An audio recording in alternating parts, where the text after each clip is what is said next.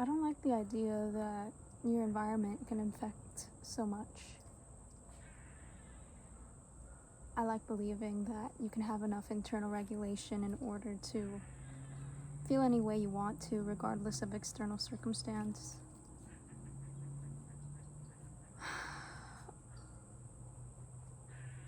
But relying on your environment makes it so much easier.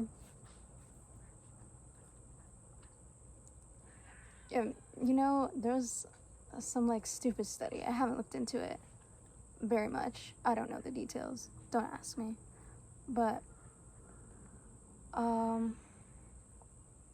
they put two groups of mice in a cage and gave them both heroin. And one of the groups of mice was put in a regular square box. Everything was boring.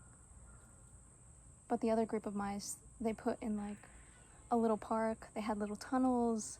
They had lots of fun things to do. And given the choice between eating heroin-laced food or non-heroin-laced food, regular food, the second group of mice in the happy park area chose the healthy food, and the mice in the boring box chose the heroin. What I interpret that to be is that escapism is very, very compelling, very, very magnetic to the mind, just naturally. And I don't think we're so different than the mice, and I don't think that heroin is necessarily what most of us turn to, but rather external stimulation, mostly in our phones. I noticed it within myself for sure. Whenever I was bored, I'd just pull out my phone. I'd pull out my phone, or just start playing video games, or just literally whatever, watch a show. I'd not care. I hate living in the desert. This is obviously not a desert. I moved. I love it here.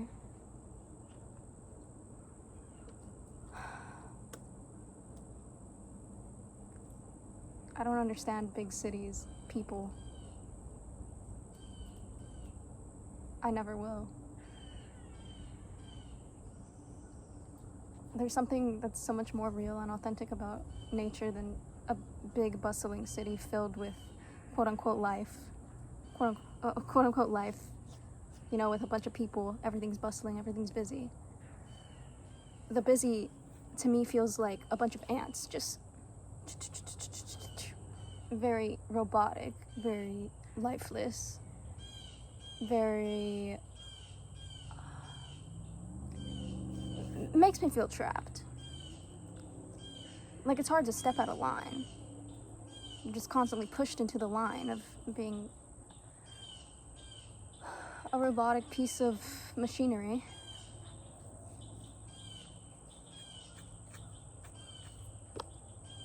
When I'm older, I'm definitely going to live in a small town. I might even live in the middle of nowhere. One of my favorite philosophers, he lived in the middle of the Alps for years, just completely isolated, because he had really bad headaches. It's Nietzsche. He had really bad headaches, and I believe spending the summer in the Alps, in the Swiss Alps, helped it. I'm getting bitten by mosquitoes, though. And he had a very strict routine, apparently. Woke up, wrote for 6 hours. But yeah, he had a very strict daily routine. Got up, wrote for 6 hours, went for probably a 2-hour walk, ate lunch, wrote again for 4-ish hours, and then he went on some super long nightly walk, returning probably at midnight, I believe. I remember correctly. And that sounds so monotonous. But just imagine doing that. And you're fully choosing to do that. You're not doing that because you have to, because you need a right philosophy in order to make money. You're not doing that because that's what's expected of you. You have no external standards. You're just doing it because that's what you want to do every single day. That sounds like paradise. That sounds like the rat park where the drug of external stimulation would just be non-existent and very much undesirable. And I think that's my new goal for creating an environment around me as much as possible. I've been thinking about this concept of escapism quite a while because I saw this kind of movie analyzation on the movie Coraline. And it's a kid's movie. It's rated PG, even though it's very scary. And it's about this girl who escapes her current life to this unknowingly dangerous fantasy world with another family who give her everything that she wants, and everything in that world is basically perfect. Alright? And the horror part of it is that it was essentially a trap, and the other world, they wanted to take her soul or whatever. But there's a really big lesson of escapism behind it. Because really, she would not have cared about that world if she hadn't perceived her current one as so bad. And after reflecting on the movie and analyzing it, her current world was not that bad.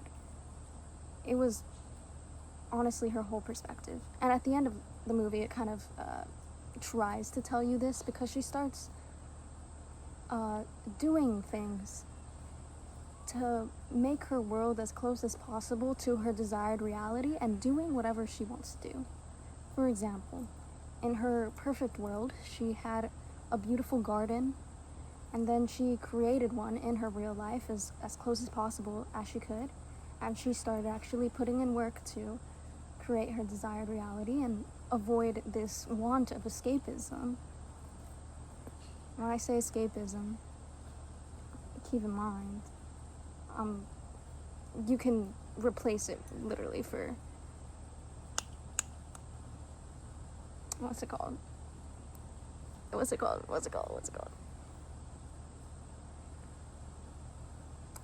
Stimulation. Going on your phone and all that. That's what I meant.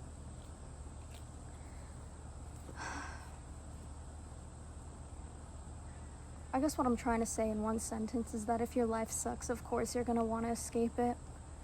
And usually people try to escape it with phone use. When you're on vacation, how much are you on your phone? Like 10% of the time maybe. You're taking pictures or whatever. Yeah. You're not taking any heroin. You're not taking any hits of dopamine from your rectangular device. You're kind of just there. Reflecting on what I really want to do if I was Nietzsche in the Swiss Alps. I'd probably want to go on 2 walks every day too. That sounds perfect. I gotta show you. I'm literally in front of a pond. Look at that. That is crazy. There's bugs all over me. I like bugs. I saw a spider this morning. It's crazy big. I got a little spooked out, but I didn't kill it because I felt bad.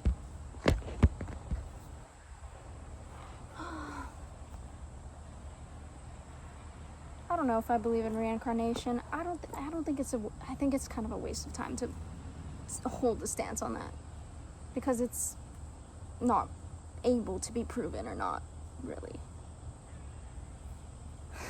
anything in relation to the afterlife.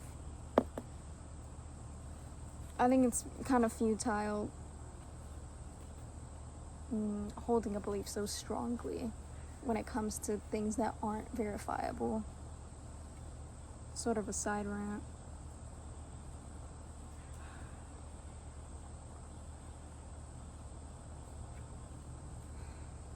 I think that's all I have to say. Look, future daughter, where I am. I just showed you the piece of wood. Alright, look at that. That's crazy.